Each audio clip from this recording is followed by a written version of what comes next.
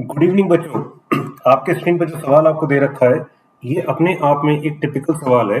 क्यों टिपिकल सवाल है? क्योंकि इसमें कॉम्प्लेक्सिटी बहुत ज्यादा है। कॉम्प्लेक्स नंबर्स का तो इस्तेमाल हो ही रहा है, पर कॉम्प्लेक्सिटी भी थोड़ी ज्यादा है। कैसे, वो समझने की कोशिश करते हैं। यहाँ पर हमको एक कॉम्प्लेक्स नंबर ZR+1 दे रखा है, यहाँ ZR दे रखा है। ZR की वैल्यू दे रखी है R × 1 + I। This can be written as R+RI। इसमें कोई डाउट नहीं है।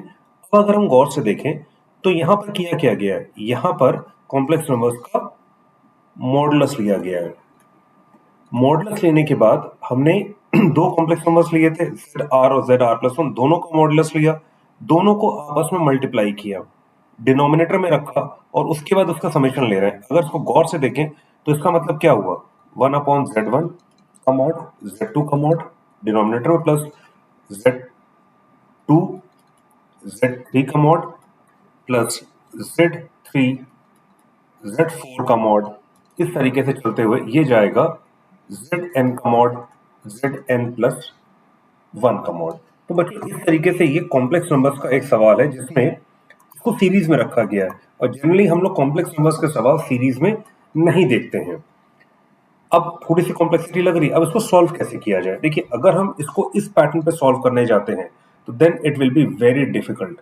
इस तरीके से हमें करना ही नहीं है। अगर इस तरीके से करने लग गए, यानी Z1 अलग निकाले, Z2 अलग निकाले, Z3 अलग निकाले, फिर उनका अलग से मॉडुलस निकाले, मल्टीप्लाई करें, डिनोमिनेटर में ले, ऐड करें, तो हमारा बहुत सारा टाइम इससे वेस्ट हो जाएगा।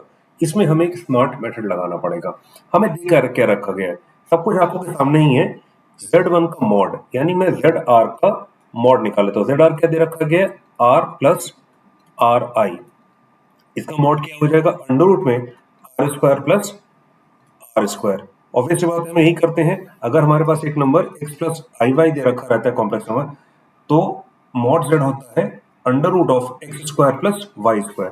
ये मुझको दे देगा, r बाहर आ जाएगा, ये √2, यानी √2 × r। इसी तरीके से ZR+1 कितना हो जाएगा, मॉड कितना हो जाएगा, ये मुझे दे देगा √2 r+1। क्लियर, क्योंकि ये मुझे दे देगा R+1 × 1 + I, और फिर मेथडोलॉजी लगाते हुए मैं इसको ओपन कर लूंगा, यानी ZR का मॉड इंटू ZR+1 का मॉड हो जाएगा √2r इंटू √2r+1, यानी √2 कितना देगा, 2r+1। ये हमको मिल गई इसकी वैल्यू, यानी ये जो टर्म हमको दे रखा गया है ZR का मॉडुलस इंटू ZR+1 का मॉडुलस, इसका प्रोडक्ट हमारे पास क्या आ रहा है। अभी हम न्यूमरेटर की बात करें, डिनोमिनेटर में नहीं गए, हमने सिर्फ इस चीज को निकाला है, ZR मॉडुलस और ZR+1 का मॉडुलस। ये हो जाएगा 2RR+1, यानी जब हम इसको यहां पर प्लेस करेंगे, ZR मॉडुलस ZR+1 का मॉडुलस, ये मुझे दे देगा 1/2RR+1। अब अगर गौर से देखें तो हमने कहीं पर इसको देखा हुआ है बच्चों, ये चीज हमारे लिए एक बहुत इंपॉर्टेंट पार्शियल फ्रैक्शन है। Let 1/r+1 is equal to a/r plus b/r+1. This can be written as ar+1 br. This can be written as r+1. This can be written as a plus b, common लेने के बाद r common ले लिया, plus a. This can be written as r+1, यानी ये मुझे दे देगा, this implies a plus b is equal to 0 and a is equal to 1, b is equal to -1। ये क्लियर है बच्चों, यहां तक क्लियर हो गया।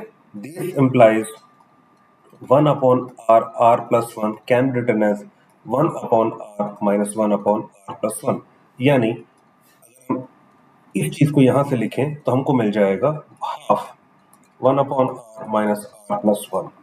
ये बच्चों क्लियर है, यहां तक कोई दिक्कत तो नहीं हुई। अब हम आगे देखते हैं इसको, यानी हमारे पास कॉमन टर्म क्या आ गया, हमारे पास कॉमन टर्म आ गया FR, which is nothing but ZR का कॉन्जुगेट, ZR का मॉडुलस, ZR+1 का modulus can be written as half 1/r minus 1/r+1। देखिए कौन से, यहां पर हमारे पास कॉम्प्लेक्स नंबर्स इनसाइड में दे रखे थे, ठीक है। कॉम्प्लेक्स नंबर, जैसे ही मैंने इस कॉम्प्लेक्स नंबर का मॉडुलस लिया तो ये मुझको एक रियल नंबर में कन्वर्ट हो जाएगा, रियल नंबर दे देगा। यही हमको समझने वाली चीज थी, यही हमारे सवाल का डीएनए था कि कैसे सामने से देखने में सवाल कॉम्प्लेक्स लगे, पर जब हम इसको सॉल्व करें तो हमारा ये सवाल क्लियर हो जाए। बच्चों ध्यान रखिएगा, mod z is equal to X plus i Y ये कॉम्प्लेक्स नंबर है, बट जैसे ही मैं उसका मॉडुलस लेता हूँ तो वो मुझे दे देता है एक रियल नंबर, और जब मैं उसका कॉन्जुगेट लेता हूँ तो मुझे दूसरा कॉम्प्लेक्स नंबर मिल जाता है। बच्चों यहाँ तक क्लियर है? देयरफॉर f1 की वैल्यू क्या हो जाएगी? Half, 1 minus half. f2 की वैल्यू हो जाएगी half, half minus 1/3।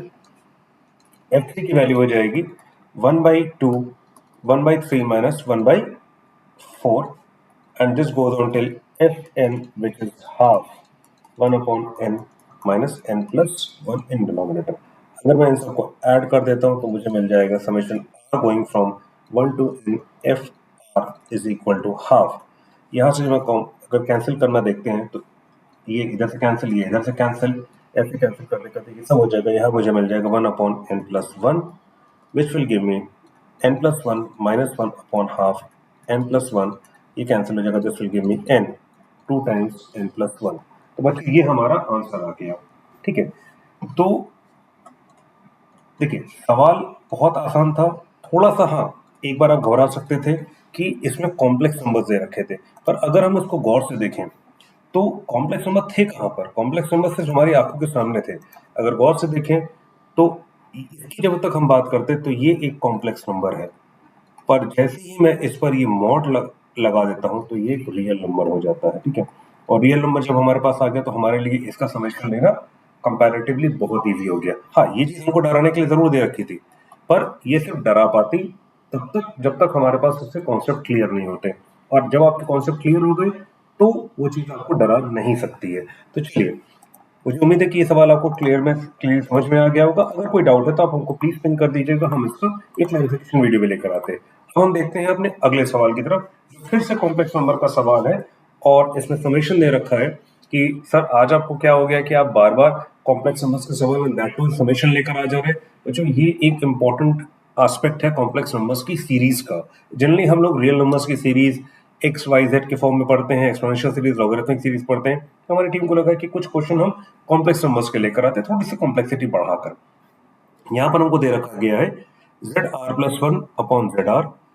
Z R की वैल्यू दे रखी गई 1 प्लस आर आई, यानी जेड आर प्लस 1 की वैल्यू हो जाएगा 1 प्लस आर प्लस 1 आई। ये क्लियर हो गया। ये न्यूमरेटर में, ये डिनोमिनेटर में, इसका आर्ग्यूमेंट लिया और इसका समेशन लिया हमने 1 टू n।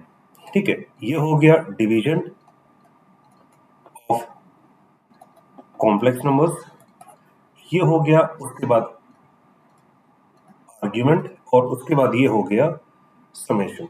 तो बच्चों यहां पर तीन चीजें टोटल दे रखी गई हैं, division of two complex numbers, उसका आर्ग्यूमेंट, उसके बाद उसका समेशन। तो ये एक चीज, दूसरी चीज, तीसरी चीज, तीन चीजें हमको दे रखी गई हैं। तो इससे क्या होता है, इससे सवाल की कॉम्प्लेक्सिटी बढ़ जाती है, पर हमारा काम क्या है, उस कॉम्प्लेक्सिटी को क्लियर करना। तो हम इसको कैसे करेंगे, पहले हम एक चीज समझ लेते हैं कि आर्ग्यूमेंट होता क्या है। ठीक है, अगर मैं एक लाइन ड्रॉ करता हूँ, कॉम्प्लेक्स लाइन ड्रॉ करता हूँ, ये मैं एक point E X comma Y लेता हूँ, इसको लिखा जा सकता है जेड प्लस एक्स वाई, क्योंकि इसी को रिप्रेजेंट कर रहा है। इसके बाद मैं इसको ओरिजिन से जोड़ देता हूँ, ये जो लाइन है जिसको ओरिजिन से जोड़ रही है 0,0 से, तो ये जो एंगल थीटा बनेगा with the positive side of x-axis in the anti-clockwise direction is called the argument। तो ये एक एंगल की बात कर रहा है। अभी तक हमने क्या किया था, हमने एक मॉडुलस की बात की थी जहां पर रियल नंबर मिल रहा था। अब हम यहाँ पर एक एंगल की बात करेंगे। ठीक है, और उसका हमें समेशन निकालना पड़ेगा। तो उसको करेंगे कैसे बच्चों? यहाँ पर हमारे पास सबसे इंपॉर्टेंट चीज जो दे रखी गई है वो है argument of Z R plus 1 upon Z R. इससे कैसे आगे बढ़े, हाउ टू प्रोसीड, चीज यहीं आके एक बार रुकेगी।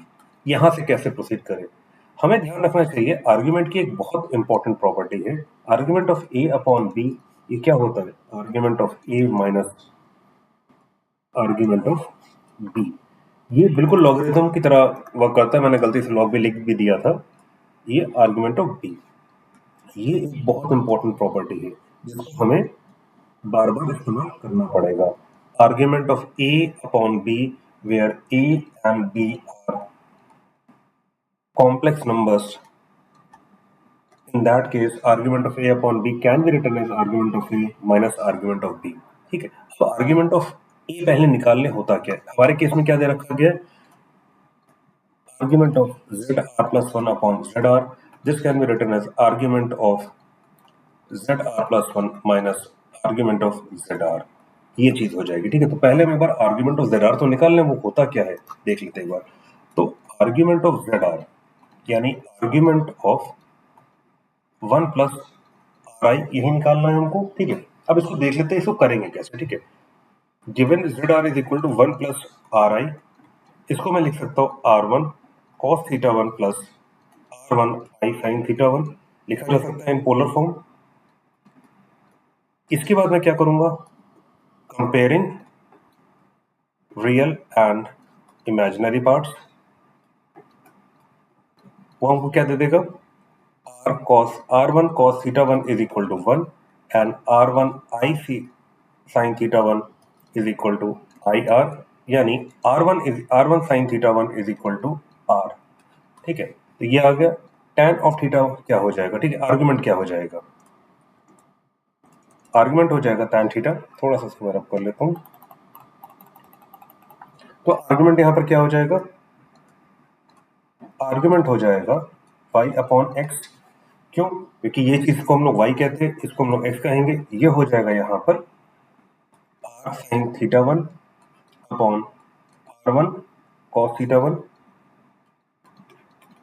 r1 sin थीटा 1 की वैल्यू क्या है r, और r1 cos थीटा 1 की वैल्यू क्या है 1, इसका मोड लिया, ये मुझे r दे देगा, यानी इसकी वैल्यू कितनी होती है, ये होती है tan theta, and theta is equal to tan inverse, ये हमारे लिए सबसे इंपॉर्टेंट पॉइंट था। ठीक है, यानी argument of Z R is equal to tan inverse r, ये एक इंपॉर्टेंट था हमारे लिए। यानी इसी तरीके से argument of Z R plus 1 कितना हो जाएगा, tan इनवर्स r प्लस 1, ये अगर हमें समझ में आ गया तो हमारा आधे से ज्यादा सवाल सॉल्व हो गया। अब इसका कुछ नहीं करना है हमें, हमारे पास दे क्या रखा गया था, argument of Z R plus 1 upon Z R is equal to argument of Z R plus 1 minus argument of Z R, this can be written as tan inverse r plus 1 minus tan inverse r, ये आ गया। अब हमें पता है कि हमें क्या करना है, टेलीस्कोपिक सीरीज,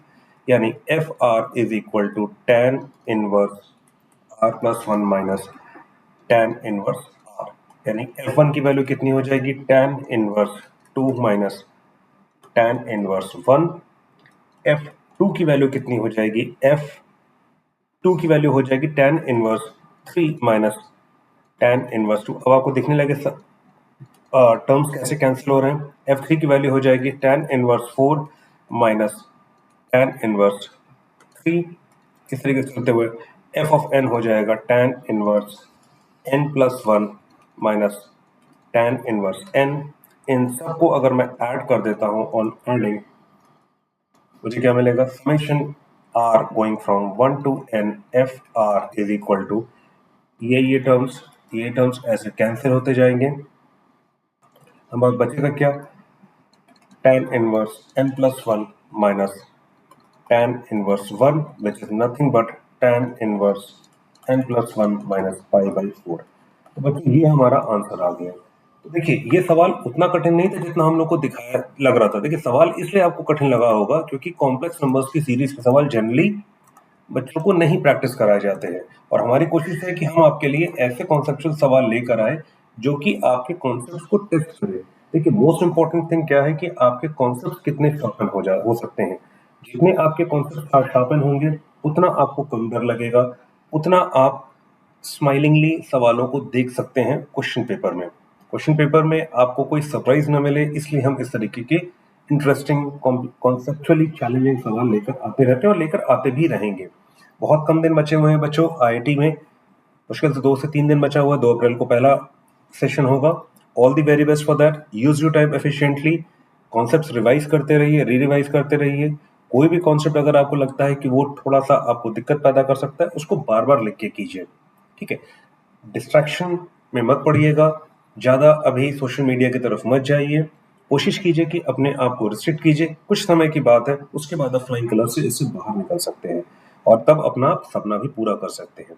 इसी उम्मीद के साथ कि आपको ये दोनों सवाल समझ में आए होंगे, और इन वीडियोस को अपने दोस्तों के साथ जरूर शेयर कीजिएगा ताकि उनका भी नॉलेज बढ़ता रहे और उनको उनका जो डर है मैथ्स के प्रति वो कम होता रहे। With this hope, it's your professor signing off for now. All the very best. See you in the next class. Till then, bye bye, have a good day.